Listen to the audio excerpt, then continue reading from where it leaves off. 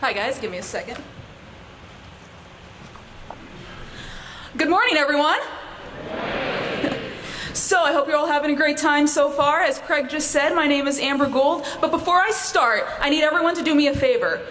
I need you all to stand for a second. Everyone needs to stand, we're taking a stretch. And now I need you to do a slow clap.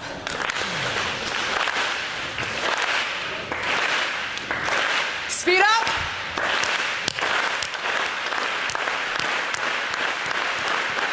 Now cheer. All right, awesome. Thank you guys. You can all sit down. I felt that it might be best if I try for the standing ovation before my speech. Now, it might be common knowledge that for years now, you have never wanted to be the person that speaks after Jonathan Parker. I even joke that it might be in my best interest to just play the YouTube video of last year's speech and call it a day. But in all honesty, I think that speaks to Jonathan's ability to lead an organization with enthusiasm, humor, and heart. So before I begin, I ask we all give a round of applause for his 4 years as our GUEA president. Thank you, Jonathan.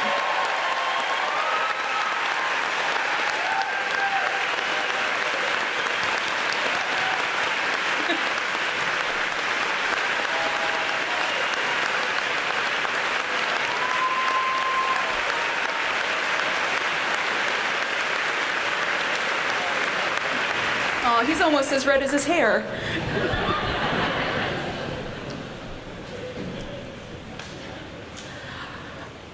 I'm a horrible liar. I have the absolute worst poker face. The police wouldn't even need a polygraph test. And despite the obvious physical limitations, a career as a secret agent was never on the table.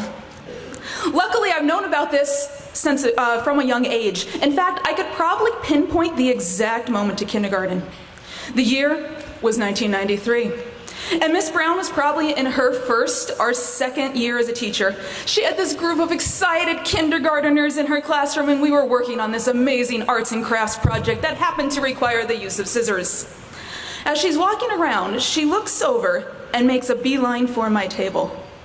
Oddly enough, she had noticed that I was suddenly missing half of my bangs. Amber, did you cut your hair? Like I was gonna fess to that. No, Miss Brown. Are you sure? Because it looks like half your bangs are gone.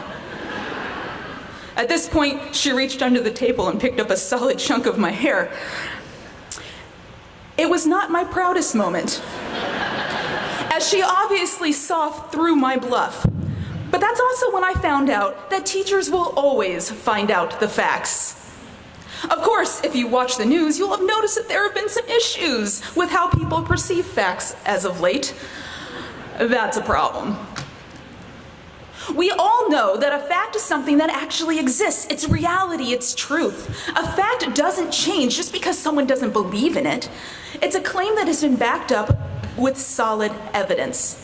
And because I know that this is a group of people who appreciate hard facts and evidence, I would like to take some time to walk you through some claims of my own. Claim number 1, educators love statistics, rankings, and data. Yeah, you know it.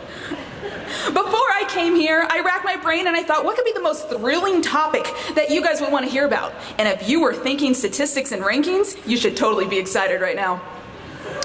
Because who doesn't want to know that 4% of lost remotes are found in the fridge, or that Americans spend an average of 1 hour and 14 minutes a day eating?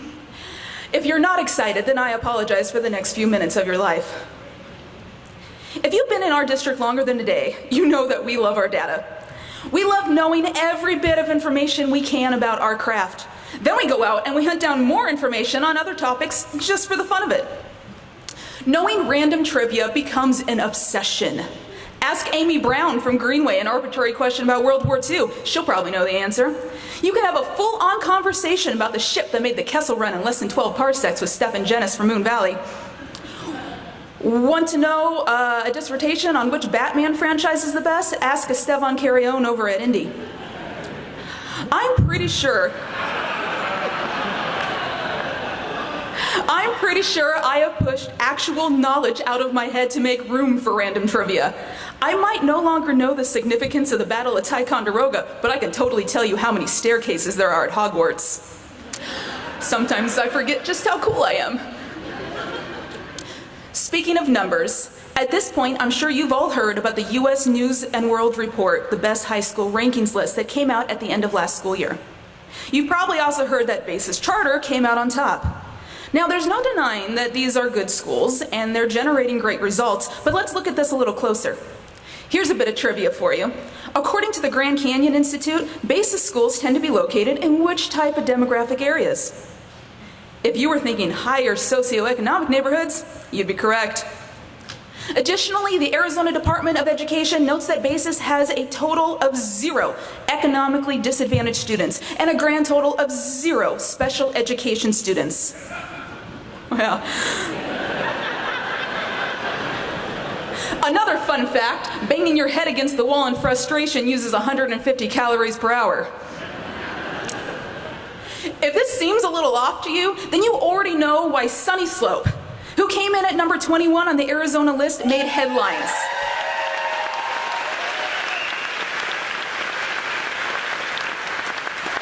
Columnist E.J. Montini put it best when he said, "What we learned from this is schools like Slope prove that the model for success in public education won't be found in small, relatively exclusive academic enclaves like Basis. Those schools are great for the students they serve, but they reach and only want to reach a tiny percentage of our kids." Sunny Slope, on the other hand, deals with the reality of a large, diverse student body within a large, economically diverse urban school district. Because we are a district that takes every single student.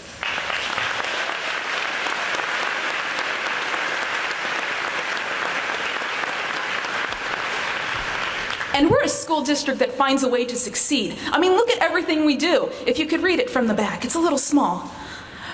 And this is just the stuff that I blatantly plagiarized off the district website. The fact is, this list is going to continue to grow because of the teachers, staff, and administrators in our district who work every day to ensure that every student who walks through our door will receive the best education we can provide them.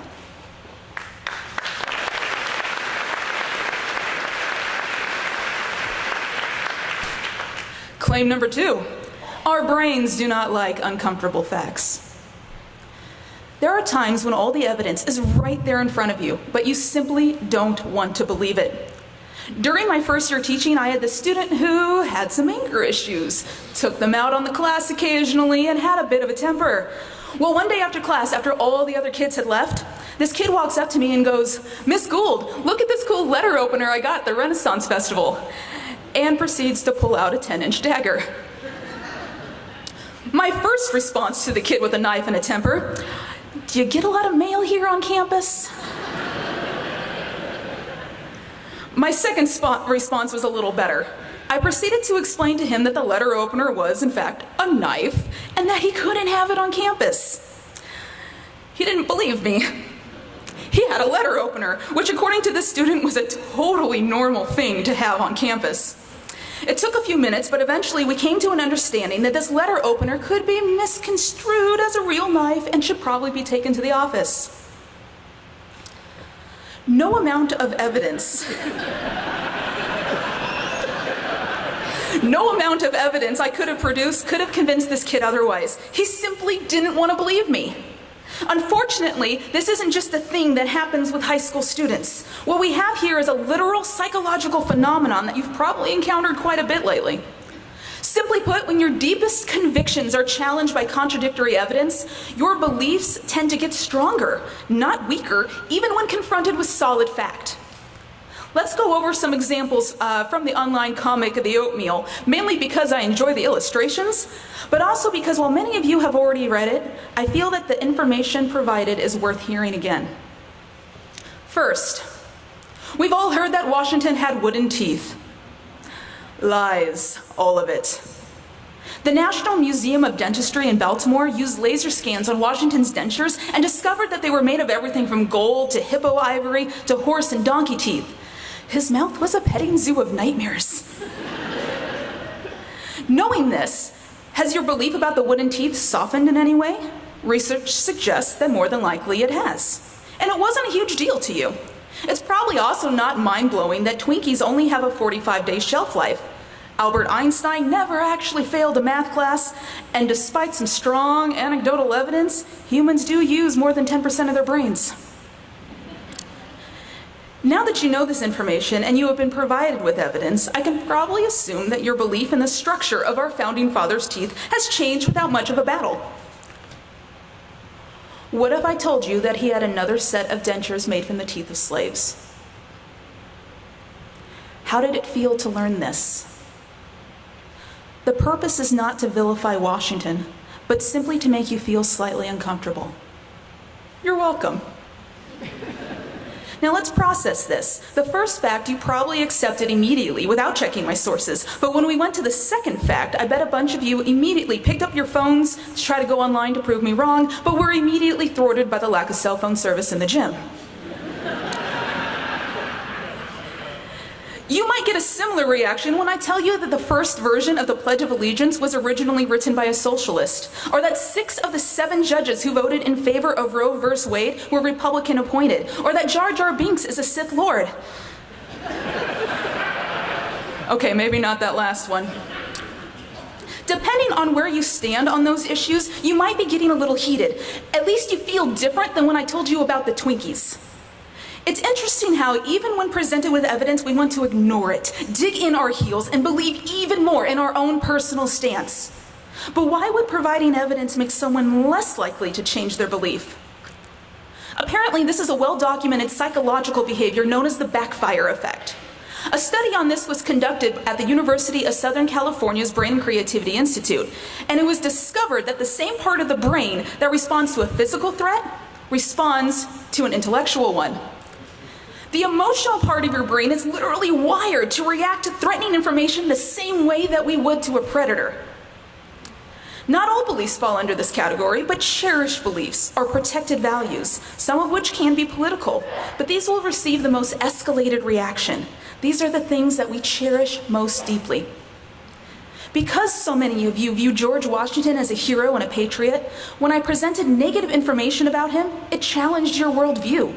Your brain wants to protect that worldview by rejecting that new information. You are biologically wired to reject facts. This is why we don't venture into the comment section. But you need to be aware of what your brain is doing. Your mind cannot separate the emotional cortex from the logical one on its own. You can get angry, but then I ask that you stop, you listen, and then I ask that you consider change. Claim number 3, some worldviews need to change. Thinking back to when I was a kid, I can't remember a time when my mom wasn't working 2 jobs. As a single mother, she managed to raise 2 kids all while working as a waitress. At one point during my childhood, I remember my mom sitting down to talk to my brother and me and asked us to consider a change in our own worldview. You see, she had gone to school to get her post back in education in order to become a teacher. And she was now considering the jump. No, that wasn't the change she wanted to talk about. We knew this was her plan. What she wanted to discuss was a change in our standard of living. You see, in order for my mom to become a teacher, she would have to take a drastic pay cut. And I remember thinking that this couldn't be right. I watched my mom go back to school while still working as a waitress, accumulate student loan debt, and study so hard, only to make less than what she did as a server. This change in my worldview didn't make any sense. It still doesn't. Unfortunately, we have people representing us at the Capitol who not only have this as their worldview, but they embrace it. The same people who say that teachers are crybabies, or that teachers only work second jobs so we can buy boats. Not that I'm bitter. Luckily, just because there are people out there who believe those things, just because those are the same people who refuse to stop, listen, and consider change, Just because those are the same people making the policies that impact us and our students doesn't mean that we can't change their worldview come election season and make sure the election results are an uncomfortable fact for those who do not support what we do in our classrooms.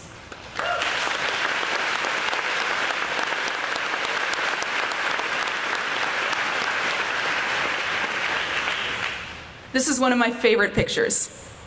And what I love about it is it truly shows what it means to be an empowered educator. This was taken during the Prop 123 campaign, an initiative driven by our education community. On one side of me is my kindergarten teacher, Miss Brown. A teacher who didn't give up on education when she was dealing with a 5-year-old with only half her bangs. A teacher who became president of her own local association and fought for her students throughout her 25-year career. On the other side is Greenway graduate and my former student, Sydney Knight, a former student who I couldn't be more proud of as she starts her first official year as a teacher herself. What I love about this moment is that it captures 3 women who not only know what it means to feel empowered, but to empower those around them. It shows 3 women who want to create change.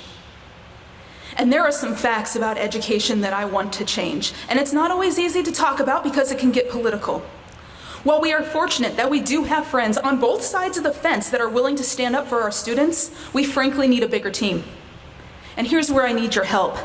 We have some important elections creeping up on us, and the fact is we might never change some people's views on public education, but we can vote them out of office.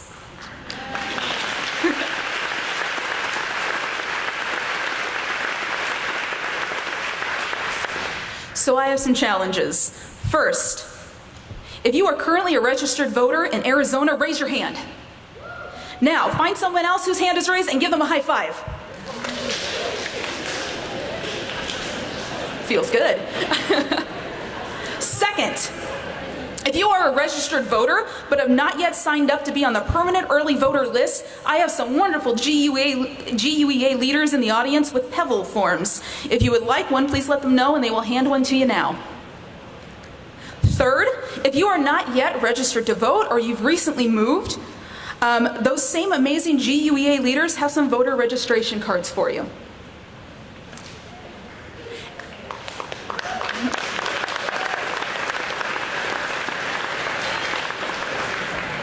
My final challenge to you is to use your voice, because your voice matters. Whether it is your vote, or a phone call, or a conversation in line at the grocery store about the importance of what you do every day, I want you to feel empowered to use your voice and change the worldview of those around you. Because education is what empowerment looks like. Educators are what empowerment looks like. I am an empowered high school teacher, but I did not get there on my own. It was my mom who showed me how to fight for what I believed in. My husband who strives to be the best role model he can be for his students. It was my teachers who challenged me to become a better student and a better teacher. It was my own students for giving me a reason to fight. It was my union who helped me find my voice. And it is all of you in this room who make me feel empowered every single day.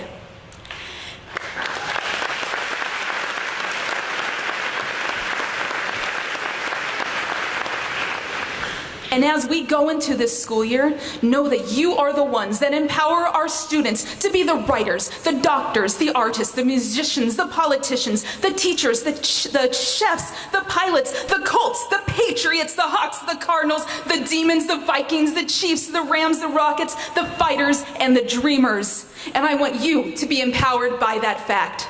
Thank you.